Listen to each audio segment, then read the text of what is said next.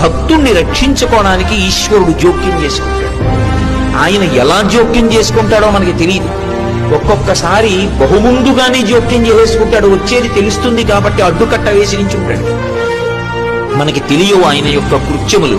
భక్తుణ్ణి మాత్రం ఆదుకుని తీరుతాడు ఈశ్వరుడు. నన్ను నమ్మండి అంతే, అంతకన్నా నేను చెప్పలేను.